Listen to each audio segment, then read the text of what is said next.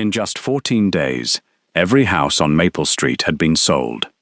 One by one, bright yellow sold signs appeared along the quiet road, while moving trucks carried away decades of family memories.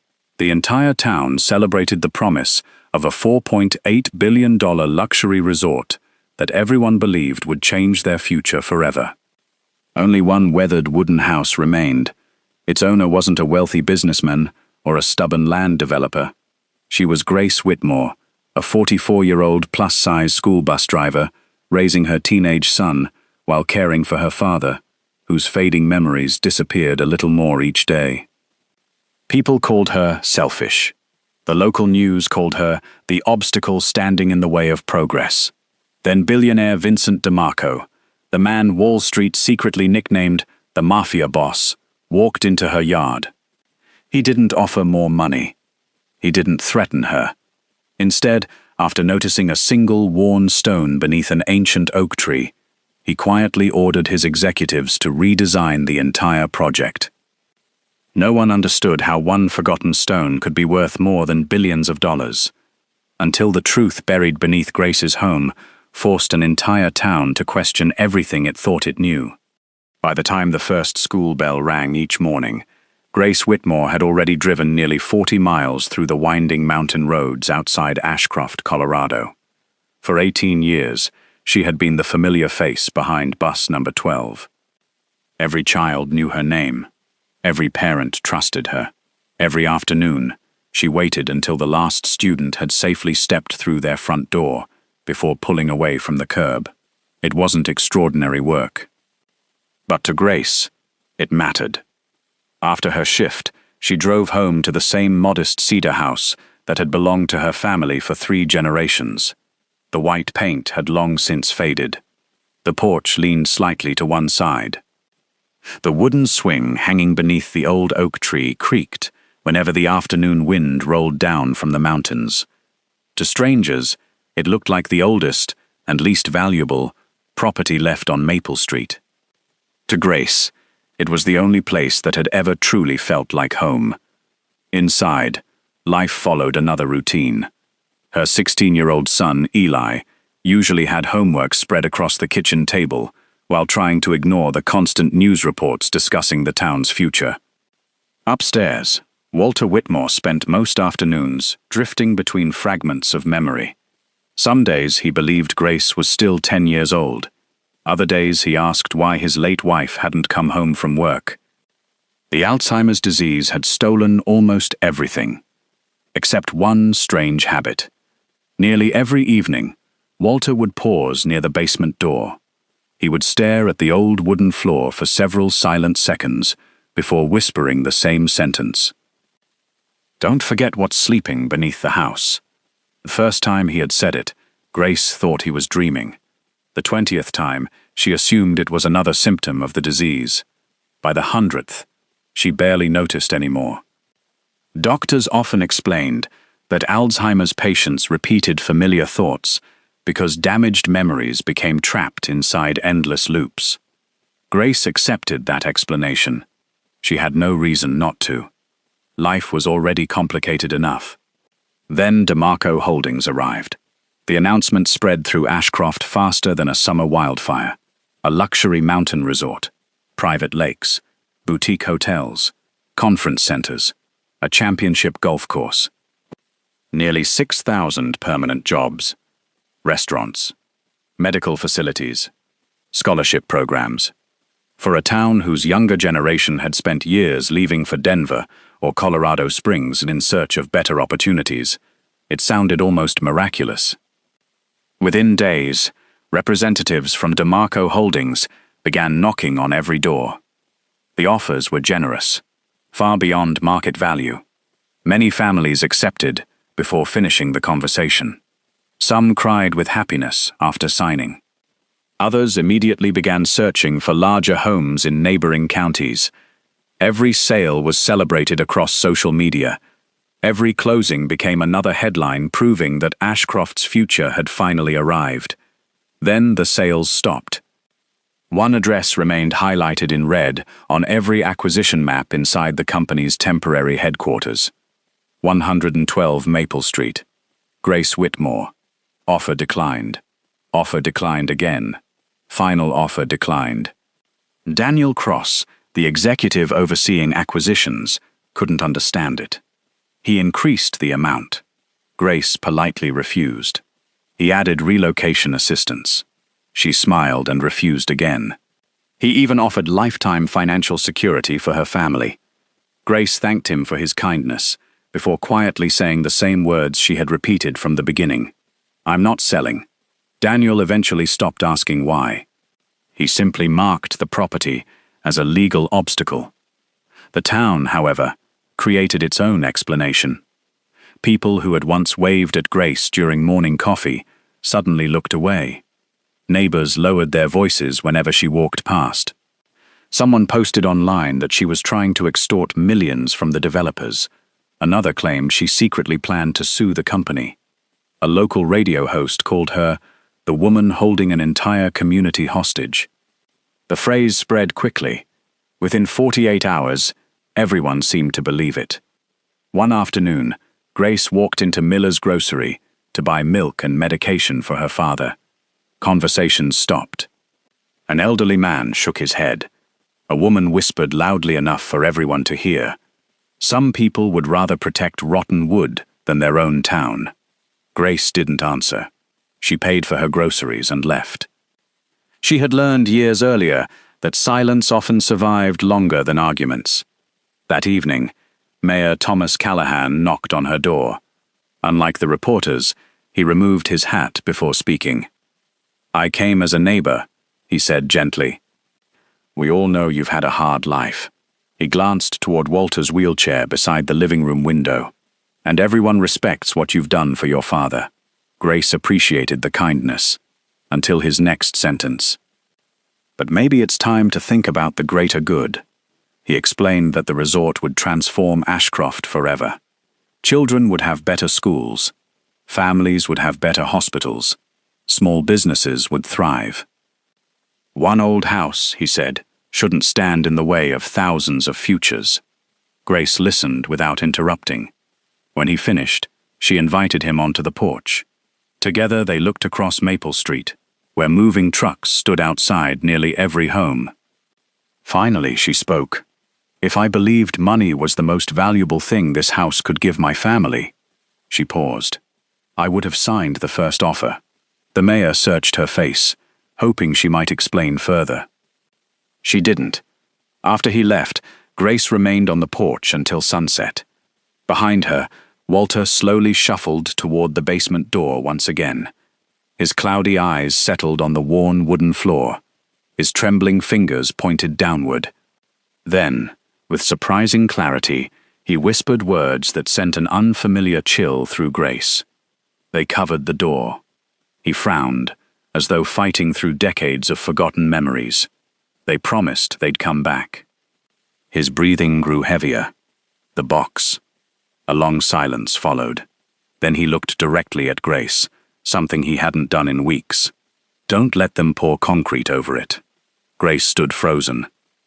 Before she could ask what he meant, the confusion returned to his face. He smiled weakly, asked whether dinner was ready, and wandered toward the kitchen as though nothing had happened. Late that night, unable to sleep, Grace carried a flashlight into the basement. The room smelled of old timber and damp earth. Most of the floor was hidden beneath shelves, storage boxes, and decades of forgotten tools. As she dragged aside a rusted cabinet that hadn't been moved in years, her flashlight swept across the floorboards. Near the far corner, she noticed a narrow outline in the wood, perfectly rectangular, almost invisible beneath layers of dust, as though someone, many years ago, had deliberately hidden a door. Grace knelt beside the outline in the basement floor, running her fingertips across the narrow seam, hidden beneath decades of dust. It wasn't imagination. Someone had carefully fitted the wooden planks together so perfectly that they blended into the rest of the floor. Whoever built it had never intended for it to be found again. The next morning, after dropping off the last group of elementary school students, Grace stopped by the hardware store instead of driving home. She bought a pry bar, a heavy flashlight, and a pair of work gloves. She told herself she was only satisfying her curiosity. Nothing more. Back at the house, Eli helped move the remaining storage shelves while Walter slept upstairs. For nearly an hour, mother and son worked in silence. Finally, the pry bar slipped beneath the edge of one weathered plank. The wood resisted. Then came a dull crack. A rush of cool air escaped from below, carrying the unmistakable scent of damp earth and ancient timber. Eli looked at his mother. "You sure you want to do this?" Grace nodded, although she wasn't nearly as confident as she appeared. Together, they lifted the heavy wooden hatch. Beneath it, a narrow stone staircase disappeared into darkness. "There wasn't supposed to be a basement under the basement," Eli whispered. Neither of them laughed. Grace switched on the flashlight and slowly descended. Each step echoed softly through the confined space. The walls were built from rough-cut stone instead of poured concrete, suggesting the chamber had existed long before the current house was renovated. At the bottom stood a room no larger than a garden shed. Dust coated everything. Old wooden shelves lined one wall. A rusted oil lantern still hung from a hook. In one corner rested a cedar chest, wrapped in faded canvas. It was the only object untouched by moisture. Grace carefully brushed away the dust. Burned into the lid were two initials: A.W., Arthur Whitmore, her grandfather, the man she had never met. With trembling hands, she opened the chest. Inside lay three carefully preserved objects: a leather-bound journal, a rolled-up map tied with blue ribbon, and an ornate brass key unlike anything she had ever seen. No gold, no jewelry, no hidden fortune, just paper. Grace almost smiled. So this is what Grandpa hid? Eli picked up the map while Grace opened the journal. The first pages contained ordinary entries: weather, crop reports, town meetings. Then the handwriting changed. The words became hurried, uneven, as though written during extraordinary circumstances. One sentence immediately caught her attention. "If anyone ever finds this, remember that the truth belongs to the town, not to the men who rewrote its history." Grace read the line twice. She looked toward Eli. Neither of them understood what it meant. Meanwhile, less than 2 miles away, tension was building inside the temporary headquarters of DeMarco Holdings. Large digital displays showed construction schedules, engineering models, and financial projections. Every delay cost money. Every hour without demolition pushed the opening date further into the future. Daniel Cross entered the executive conference room carrying updated acquisition reports. "Everything is ready," he announced. "We've secured every parcel except Whitmore's property." The room remained silent. At the far end of the table sat Vincent DeMarco. He had spent the morning reviewing geological surveys, historic land records, property transfers dating back almost 80 years. Something didn't fit. The survey marker beneath the old oak tree matched symbols he remembered seeing as a boy inside one of his father's journals. Not identical, but close enough to make him uncomfortable. He closed the file. "No excavation crews enter Maple Street." Daniel blinked. "I'm sorry? No demolition, but the investors approved excavation beginning Monday." Vincent folded his hands. "I've changed the schedule." One executive leaned forward. "Based on what?" Vincent answered without raising his voice. "An inconsistency." The room exchanged puzzled looks. Daniel couldn't hide his frustration. "With respect, sir, we're talking about a $4.8 billion development. We're also talking about a decision we'll live with long after the profits are forgotten." No one spoke again. They had worked with Vincent long enough to recognize the conversation was over. Outside the conference room, however, another meeting quickly began. The investment partners weren't pleased. Every postponed day meant additional costs: equipment rentals, contract penalties, interest payments. millions of dollars disappearing before construction had even started. Rumors spread through the company almost immediately. Some believed Vincent had discovered an environmental problem. Others whispered that Grace Whitmore had found a legal loophole. No one imagined the truth involved a forgotten piece of local history. That evening, Eleanor Hayes, a reporter for the Ashcroft Chronicle, parked outside Grace's house. She expected another argument. Another refusal. Instead, she found Grace sitting quietly on the porch while Walter watched the sunset beside her. "Can I ask one question?" Eleanor said. Grace nodded. "If they doubled the offer tomorrow, would you finally sell?" Grace looked across Maple Street. Every neighboring house stood empty now. Curtains gone, mailboxes removed. The street had become strangely silent. She answered with complete honesty. "I honestly don't know. It wasn't the money anymore. It was the feeling, growing inside her, that her father had been trying to protect something far more important than a building."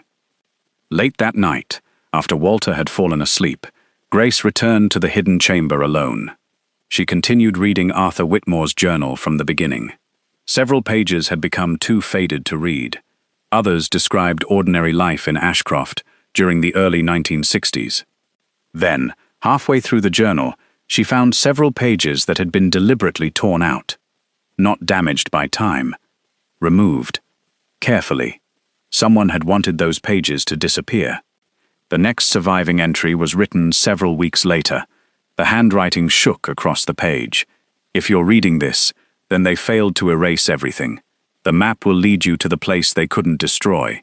But before you follow it, you must understand why the town agreed to forget." Grace slowly unrolled the old map. It wasn't a map of Colorado. It was a detailed hand-drawn survey of Maple Street itself. Near the center, someone had circled one location in red ink. Not the house, not the oak tree, but a spot beneath the future entrance of the luxury resort. And beside that circle, Arthur had written just 4 chilling words. "This is where it happened." Grace barely slept that night.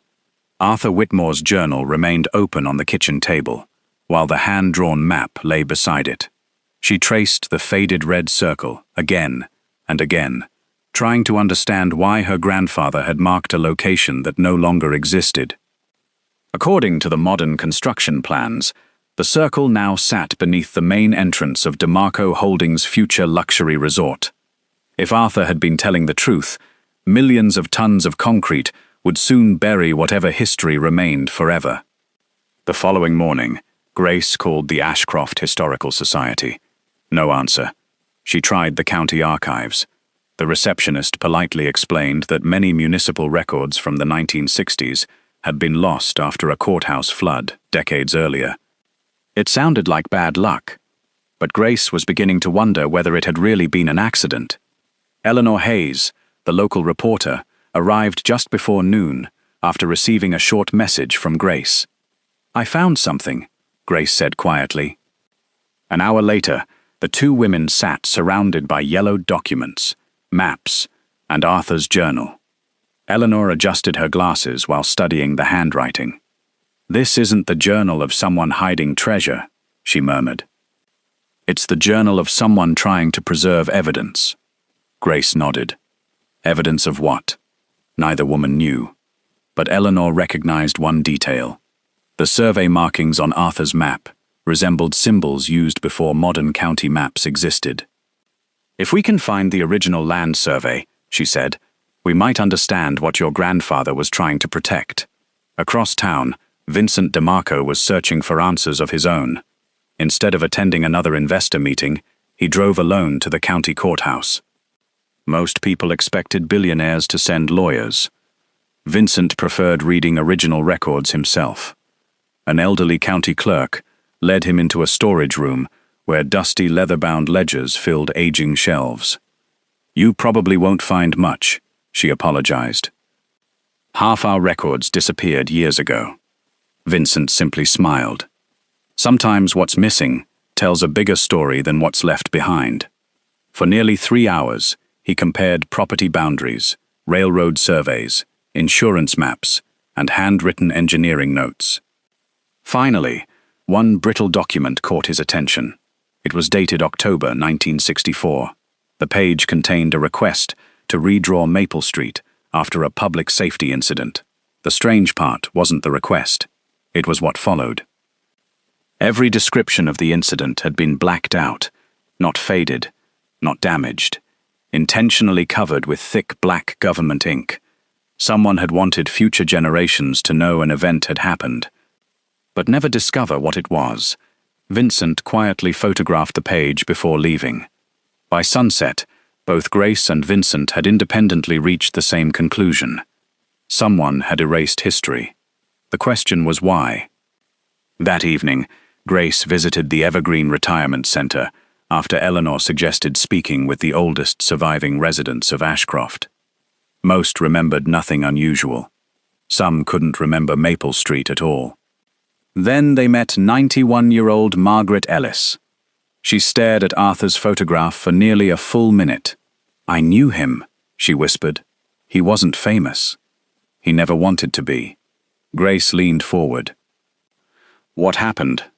Margaret frowned, searching through memories buried beneath 6 decades. There were children. She closed her eyes. A school bus. Her breathing became uneven. "I remember smoke." Then silence. She shook her head. "The rest is gone." Although incomplete, it was the first time anyone had connected Arthur Whitmore to a real historical event. Outside, Eleanor looked both excited and frustrated. "It's like everyone remembers pieces of the same nightmare." Grace looked toward the mountains glowing beneath the evening sun. What if that's exactly what happened? Meanwhile, pressure inside DeMarco Holdings was becoming unbearable. The board demanded an emergency meeting. Daniel Cross projected financial charts across the conference room wall. "Every additional day costs us nearly $1.3 million. Several investors openly challenged Vincent. "Either we begin construction this week, or we replace project leadership." No one spoke to Vincent that way, yet he remained perfectly calm. He walked toward the window overlooking Maple Street. "Tell me something." The room fell silent.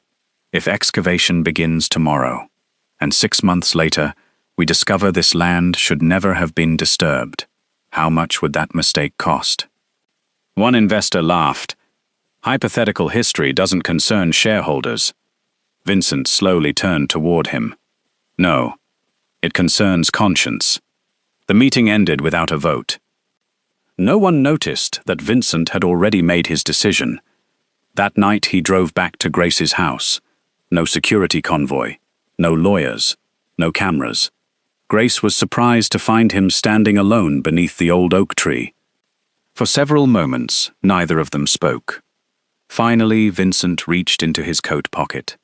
Instead of a contract, he removed an old black and white photograph. It showed a group of children standing beside a school bus sometime in the early 1960s. In the background stood the same oak tree, the same hillside, the same property. "My father kept this picture until the day he died," Vincent said quietly. He never explained why. Grace studied the photograph. Near the edge of the image stood a broad-shouldered volunteer firefighter wearing a heavy coat. His face was partially hidden, but stitched onto the uniform was one name: Whitmore. Grace felt her heartbeat quicken. "My grandfather." Vincent nodded. "I believe so." Before either of them could say another word, Walter slowly opened the front door. He stared at the old photograph from across the porch. For the first time in years, the confusion disappeared from his eyes.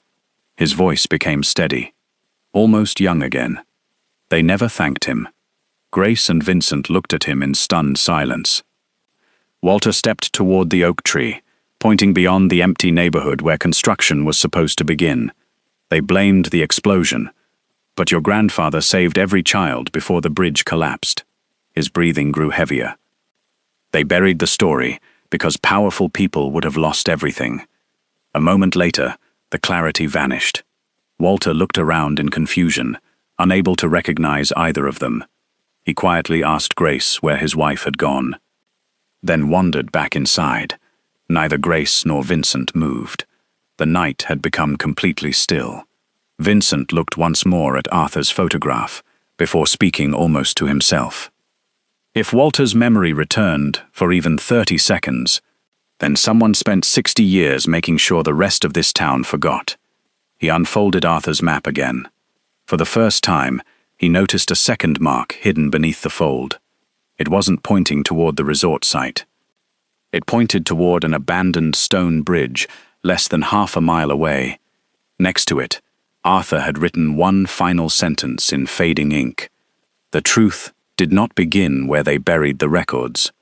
It began where the children survived. The abandoned stone bridge stood hidden behind a grove of towering pines less than half a mile from Maple Street. Most people in Ashcroft had forgotten it even existed.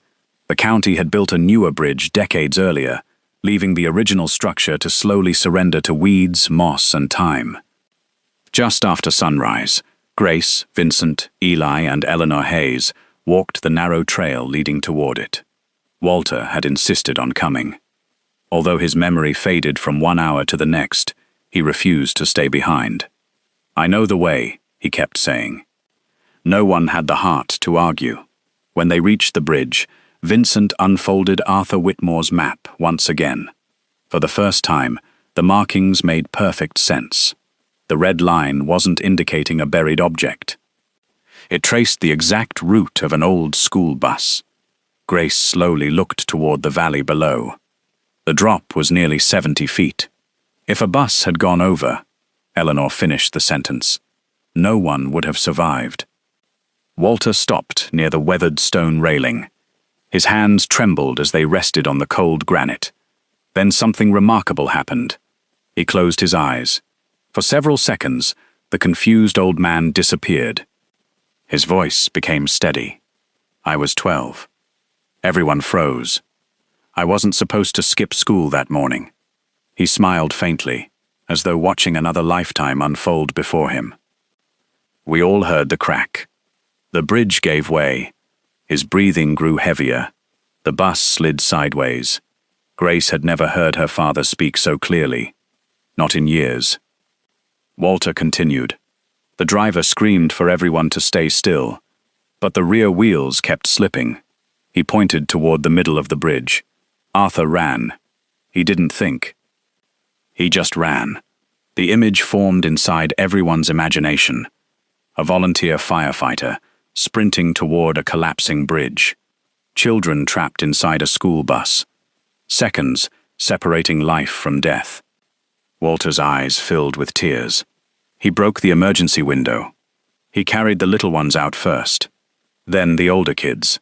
He went back again. And again. Until everyone was safe.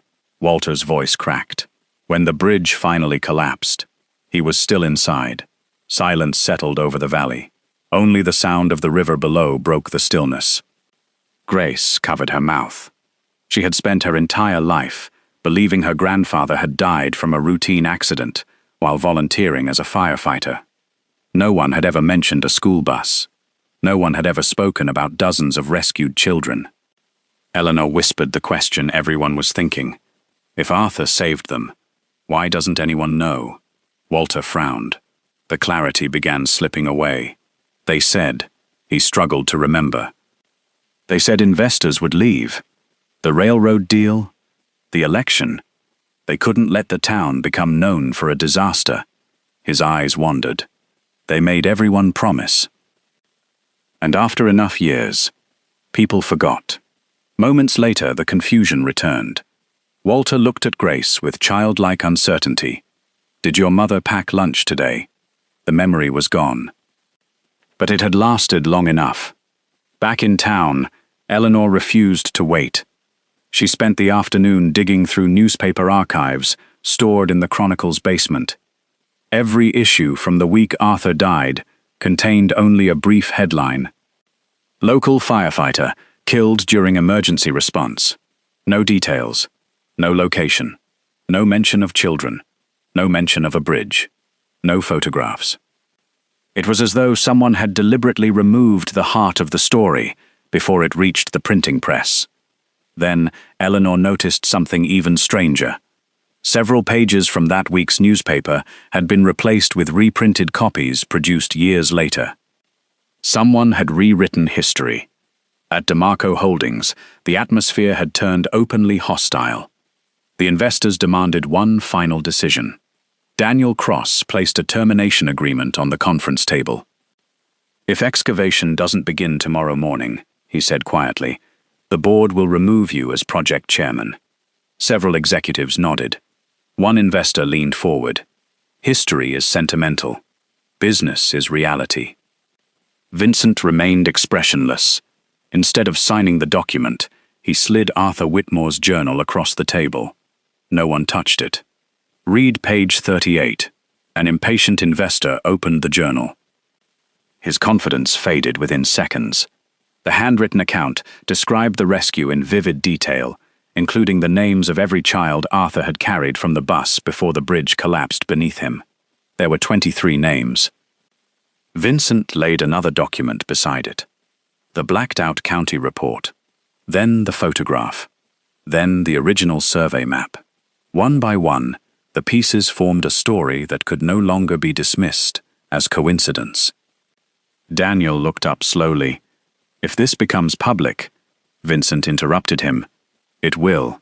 The room fell silent. An older board member removed his glasses. "My father." He hesitated. "Was one of those children." Everyone turned toward him. "I always wondered why he left flowers near the old bridge every October." He never explained. The realization spread around the room like a wave. This wasn't simply forgotten history.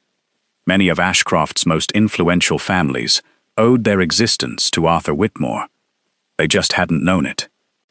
Late that evening, Eleanor published the first article she had written without waiting for official approval. She included copies of Arthur's journal, the bridge records, and the photograph. Within hours, the story spread far beyond Ashcroft. Former residents began commenting online. One woman uploaded a faded family picture, showing her grandfather standing beside Arthur. Another man revealed a box of letters his mother had hidden for decades. Then came the phone call that changed everything. Grace answered. The elderly voice on the other end introduced herself as Dorothy Mercer, 94 years old. "I was the little girl Arthur carried out of the bus first." Grace closed her eyes. Dorothy continued softly. "I've kept something for 62 years because Arthur asked me to wait until the town was ready." She paused. "I think that time has finally come." Before hanging up, Dorothy gave Grace an address. Inside the small wooden box she had protected for more than 6 decades, she said, was the final piece of evidence Arthur had never managed to hide beneath Maple Street. And without it, no one would ever understand why he had willingly sacrificed everything. Grace, Eli, Vincent, and Eleanor drove to Dorothy Mercer's farmhouse the following morning. The small white house sat alone on a hillside, overlooking Ashcroft, surrounded by wildflowers that had somehow survived decades of changing seasons. Dorothy, now 94, greeted them with slow but determined steps. Though age had bent her back, her eyes remained remarkably sharp. "I've been waiting a very long time," she said softly. She led them to a cedar cabinet in the corner of her living room and carefully removed a small wooden box wrapped in a faded blue blanket. "I promised Arthur I would only open this if the truth was ever in danger of disappearing forever." Grace recognized the handwriting on the lid immediately. It matched the journal hidden beneath her basement. Inside rested dozens of handwritten letters. There were photographs, a sheriff's incident report with signatures that had never appeared in the official archives, a newspaper front page that had never been published, and one sealed envelope addressed simply, "To the people of Ashcroft." Grace unfolded the brittle paper. The letter had been written by Arthur Whitmore only hours before he died. If you are reading this, then someone finally chose truth over convenience. What happened on that bridge was never about me. It was about 23 children who deserve to grow up without carrying guilt for surviving. If my name must disappear so the town can heal, then let it disappear. But never let anyone destroy the place where those children were given a second chance.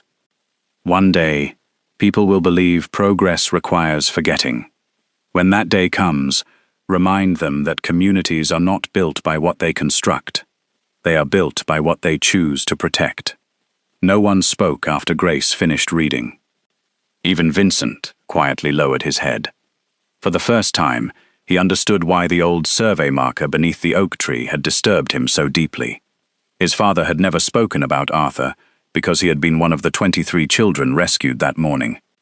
The photograph Vincent had carried his entire life was never meant to be a family keepsake. It was a silent thank you. That afternoon, Vincent called an emergency town meeting. The high school gymnasium filled long before sunset. Some residents arrived expecting another debate over property rights. Others assumed DeMarco Holdings had finally decided to seize Grace's land through the courts. Instead, a large screen displayed Arthur's photographs. Then Eleanor presented copies of the original documents. The unpublished newspaper, the sheriff's report, the bridge investigation. Finally, Grace stepped onto the stage and read Arthur's final letter aloud. The gymnasium became completely silent. Several elderly residents began crying before she reached the last paragraph. One by one, people stood, not to applaud, but because many realized they were children, grandchildren, or relatives of the 23 students Arthur had saved. Mayor Thomas Callahan slowly approached the microphone. His voice trembled. My grandfather served on the town council in 1964. He paused. I grew up believing Arthur Whitmore died during a routine rescue. He looked directly at Grace. I never knew my own family helped bury the rest of the story. Without another word, he publicly apologized, not only to Grace, but to every member of the Whitmore family. When the meeting ended, everyone expected Vincent to announce that DeMarco Holdings was abandoning the resort. Instead, he unveiled a completely redesigned master plan. The luxury hotel would move nearly half a mile east. The entrance road would be rerouted. Grace's home would remain exactly where it had stood for generations.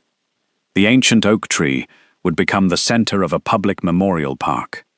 The abandoned stone bridge would be restored, not for traffic, but as a historical landmark. Arthur Whitmore's hidden chamber beneath the house would never become a tourist attraction. Instead, it would be carefully preserved as a private historical archive managed jointly by the Whitmore family and the town museum. Some investors protested. Several threatened lawsuits. Vincent listened without interruption. Then he quietly purchased their shares himself. The decision cost him hundreds of millions of dollars.